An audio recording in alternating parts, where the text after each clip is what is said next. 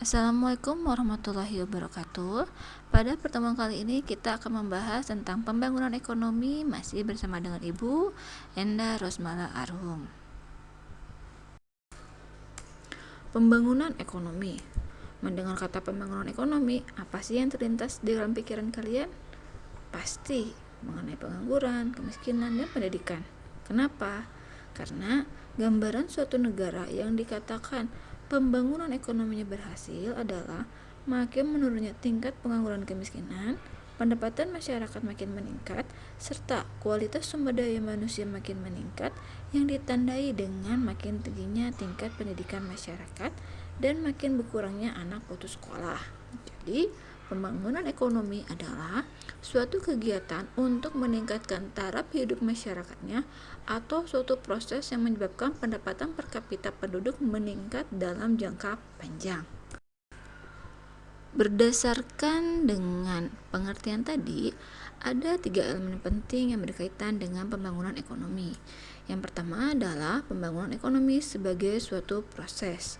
Artinya, pembangunan ekonomi merupakan suatu tahap yang harus dijalani oleh setiap masyarakat atau bangsa. Artinya, setiap bangsa harus menjalani tahap-tahap perkembangan untuk menuju kondisi yang adil, makmur, dan sejahtera. Yang kedua adalah pembangunan ekonomi sebagai suatu usaha untuk meningkatkan pendapatan per kapita. Artinya, sebagai suatu usaha, pembangunan merupakan tindakan aktif yang harus dilakukan oleh suatu negara dalam rangka meningkatkan pendapatan per kapita. Hal ini dilakukan karena kenaikan pendapatan per kapita mencerminkan perbaikan dalam kesejahteraan masyarakat. Yang ketiga adalah peningkatan pendapatan per kapita harus berlangsung dalam jangka panjang. Artinya, suatu perekonomian dapat dinyatakan dalam keadaan berkembang apabila pendapatan per kapita dalam jangka panjang cenderung meningkat. Hal ini tidak berarti bahwa pendapatan per kapita harus mengalami kenaikan secara terus-menerus, tetapi rata-rata kenaikan itu harus meningkat dari tahun ke tahun. Perbedaan antara pembangunan ekonomi dan pertumbuhan ekonomi adalah sebagai berikut. Yang pertama, kenaikan jumlah gross national product dari tahun ke tahun lebih besar daripada presentasi kenaikan penduduk. Sedangkan di pertumbuhan ekonomi, kenaikan jumlah gross national product dari tahun ke tahun tidak memperhatikan apakah presentasi kenaikannya lebih besar atau lebih kecil dari presentasi kenaikan jumlah penduduk. Yang kedua adalah kenaikan gross national product disertai dengan pertumbuhan struktur ekonomi dan perkembangan iptek. Sedangkan di pertumbuhan ekonomi, kenaikan gross national product tidak disertai dengan perubahan struktur ekonomi dan perkembangan iptek. Yang ketiga adalah kenaikan gross national product disertai peningkatan kesejahteraan masyarakat dan pemerataan distribusi pendapatan. Sedangkan di pertumbuhan ekonomi, kenaikan gross national product tidak memperhatikan peningkatan kesejahteraan masyarakat dan pemerataan distribusi pendapatan. Yang terakhir, pada pembangunan ekonomi menekankan peningkatan kemakmuran, sedangkan di pertumbuhan ekonomi menekankan peningkatan pendapatan per kapita. Tujuan pembangunan ekonomi adalah mencapai kemakmuran seluruh rakyat dalam suatu negara. Untuk mencapai kemakmuran suatu negara, maka pembangunan ekonomi diarahkan pada hal-hal sebagai berikut. Yang pertama adalah meningkatkan persediaan dan pemerataan kebutuhan pokok. Yang kedua adalah meningkatkan taraf hidup termasuk menambah dan meningkatkan pendapatan, penyediaan lapangan pekerjaan, pendidikan yang lebih baik, peningkatan nilai-nilai budaya, serta martabat bangsa. Yang ketiga adalah memperluas jangkauan pilihan ekonomi dan sosial masyarakat dengan membebaskan perbudakan, ketergantungan, kebodohan, dan penderitaan. Faktor-faktor yang mempengaruhi keberhasilan pembangunan ekonomi dilihat dari faktor ekonomi sendiri, terdiri dari sumber daya manusia.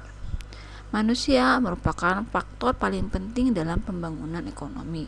Manusia berperan dalam menciptakan teknologi baru selain mengembangkan teknologi yang sudah ada.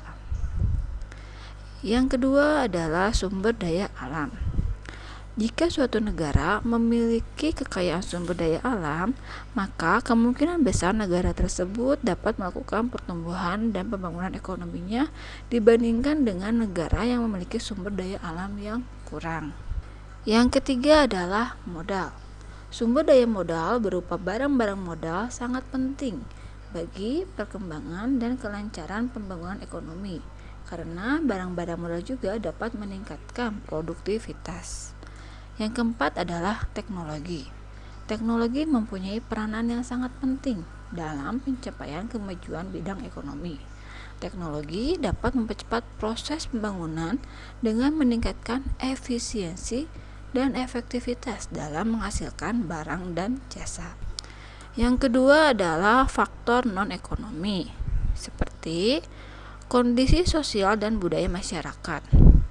Aspek sosial budaya dalam kehidupan bermasyarakat meliputi sikap, tingkah laku, pandangan masyarakat, motivasi kerja, kelembagaan masyarakat, dan hal-hal lainnya yang berkaitan dengan itu sebagai ilustrasi. Contohnya, pendidikan dan kebudayaan barat membawa pemikiran dan pandangan ke arah penalaran, sikap dan skeptisme, dan semangat untuk menghasilkan penemuan baru yang semuanya menunjang pembangunan ekonomi.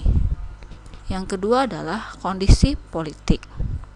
Tanpa stabilitas politik yang kondusif dari suatu negara, maka ekonomi tidak akan bisa berbuat banyak, terutama dalam hubungan-hubungannya dengan posisi suatu negara dalam memperbaiki variabel-variabel ekonominya. Untuk mengukur keberhasilan pembangunan ekonomi, tentu perlu adanya indikator-indikator tertentu. Indikator itu digunakan untuk mengetahui tingkat derajat pembangunan yang dilakukan oleh suatu negara.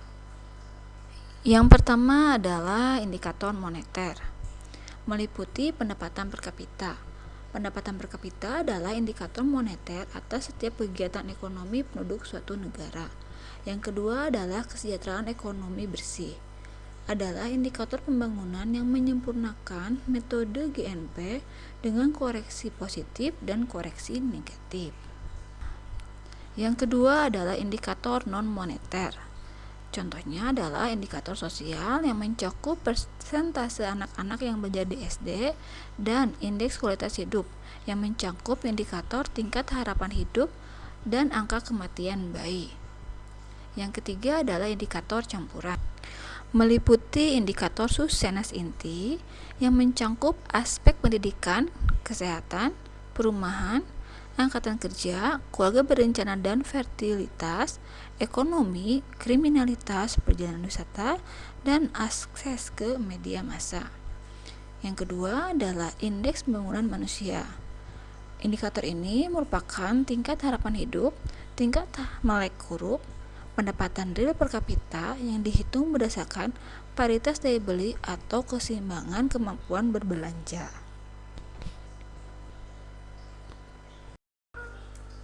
Permasalahan pembangunan ekonomi di negara berkembang.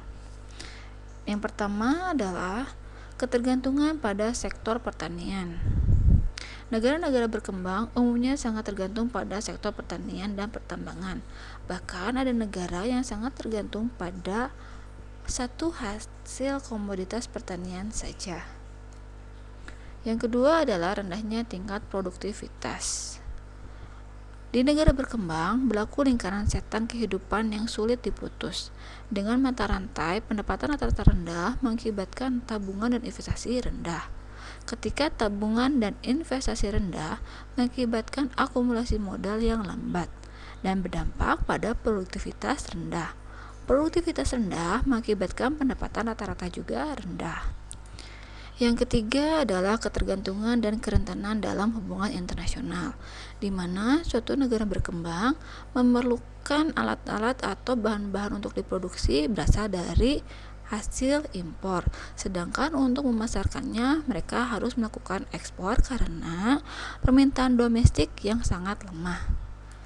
Yang keempat adalah tingginya tingkat pengangguran.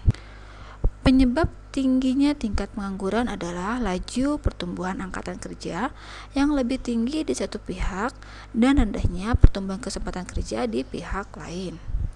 Yang kelima adalah rendahnya tingkat kehidupan dan ketimpangan distribusi pendapatan. Rendahnya tingkat kehidupan terutama dilihat dari kemampuan pemenuhan kebutuhan dasar seperti makanan, pakaian, perumahan, kesehatan, dan pendidikan. Yang keenam adalah tingginya tingkat inflasi. Kenaikan harga suatu barang akan menyebabkan kenaikan barang-barang lainnya, sehingga tingginya nilai inflasi ini memicu permasalahan ekonomi lainnya. Yang ketujuh adalah pasar dan informasi yang tidak sempurna. Keberadaan pasar di negara berkembang juga memberikan informasi yang tidak lengkap. Informasi hanya dikuasai oleh sekelompok kecil pengusaha yang mempunyai hubungan baik dengan birokrasi. Keadaan ini menyebabkan konsumen sering dirugikan. Yang kedelapan adalah tingginya pertambahan penduduk. Tingginya tingkat pertambahan penduduk di negara berkembang dapat menimbulkan masalah-masalah besar, terutama berkaitan dengan penyediaan pangan, kesempatan kerja, perumahan, pendidikan, dan kesehatan. Sekian materi pembangunan ekonomi yang dapat Ibu sampaikan. Atas perhatiannya Ibu ucapkan terima kasih. Wassalamualaikum warahmatullahi wabarakatuh.